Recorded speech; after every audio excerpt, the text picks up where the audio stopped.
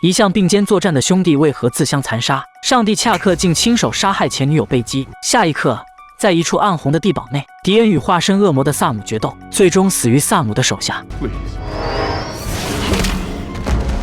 突然，萨姆从睡梦中惊醒，那过于真实的梦境让他醒后都不禁心有余悸。随后，萨姆来到厨房用餐，迪恩深知他为挚友的离去分外失落，于是他以办案为由，为萨姆介绍了一起新案件：爱荷华州的比夫戴尔在3天前发现一具被撕裂的女尸，当地警方断定受害者遭遇疯子或是变态袭击，但根据多年的办案经验来看，女孩的死极有可能与恶魔有关。随即，他们假扮联邦调查局特工，前往比夫戴尔高中调查案件。萨姆查出死者生前人际关系良好。迪恩在停尸房找到吸血鬼的牙齿，但萨姆深知吸血鬼会榨干对方的血液，绝不会刻意撕碎死者的身体。可迪恩接下来的话让他越发疑惑。经验尸官证实，死者身上并未出现任何挣扎的痕迹，萨姆由此断定极有可能是熟人作案。然而一波未平一波又起，到了第2天，萨姆等人接到副校长的电话，来到学校。原来就在昨晚，女学生被人绑架，至今生死不明。当萨姆问及2名女学生有什么相同之处，副校长告诉他们，2人同样是啦啦队队员。随后，迪恩通过与吉祥物的对话得知，2名女学生先后曾是啦啦队的队长。那么接下来成为队长的女孩，自然成了萨姆等人怀疑的对象。或许从他的口中能得到萨姆等人想要的答案。然而很快证实，事实并非他们所预料的那样。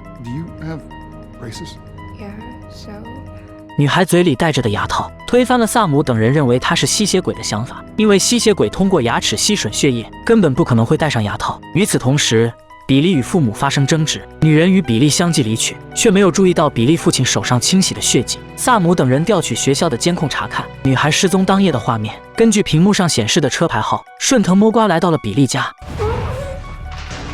比利父亲承认所有罪行，萨姆也从屋内找到失踪女孩。正当萨姆等人准备将比利父亲带走，持枪的比利母亲悄然出现，死活不让萨姆等人带走丈夫。比利父亲好言劝说，此刻比利却来到楼下，看到了神色紧张的母亲与萨姆2兄弟，顿时心中一惊，询问父亲情况。迪恩告诉比利有关他父亲是吸血鬼的事，但萨姆一眼看出比利才是吸血鬼。比利没有予以否认，坦然承认事实。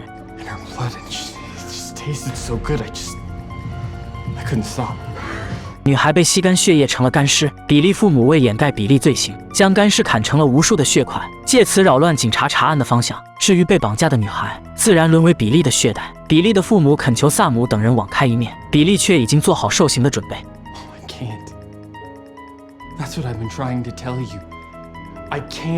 吸血鬼嗜血的本能将不断促使比利去吸吮血液，对付他的唯一办法只能将其斩首。随后，萨姆等人将比利带到荒郊野外执行。比利的父母依照儿子的意愿，拨通了报警电话，解救的女孩被及时送往医院。而另一边，贝基与家人甜蜜告别，目送他们离开后，意外看到了上帝恰克，他的脸上没有喜悦，反倒转身朝着屋内跑去。没曾想恰克竟也跟了上来，他坦言自己无处可去，希望能暂住在贝基家一段时间。贝基本不想理会，但念及昔日男女朋友的情谊，还是让他进了屋。殊不知这竟是坠入深渊的开始。这段时间以来，姐姐的不待见与温特兄弟的不和，以及创作遇到瓶颈后的灵感无力，这让上帝恰克感觉到自己一度已经被全世界抛弃。贝基却拆穿了他的把戏，之所以来找他是想要索求存在感。如今自己现在过得很幸福，完全不在乎恰克过的是好是坏，但他失落迷惘的样子还是触动了贝基。What makes you happy? Writing, creating. Then Chuck, you have to write. 随后，恰克将创作完成的小说交给贝基。贝基看过，认为作品剧情陈旧，毫无新意，整部作品甚至都没有感觉到一丝的危机感。此话一出，恰克顿时脸色阴沉。身为上帝的他为重拾贝基头号粉丝的热情，于是又投入到新一轮的创作中。很快，全新的小说横空出世，贝基看后却悚然变色。It's awful, horrible, it's hopeless. 尽管不被贝基看好，但恰克却对自己的作品格外满意。忽然，贝基的丈夫从外头归来，恰克友好的打着招呼，打个响指的功夫，她的丈夫灰飞烟灭。Oh, you bring them back. You bring them back. 既然贝基不再是他的头号粉丝，又怎么能过得比自己幸福？于是响指再次响起，贝基也灰飞烟灭。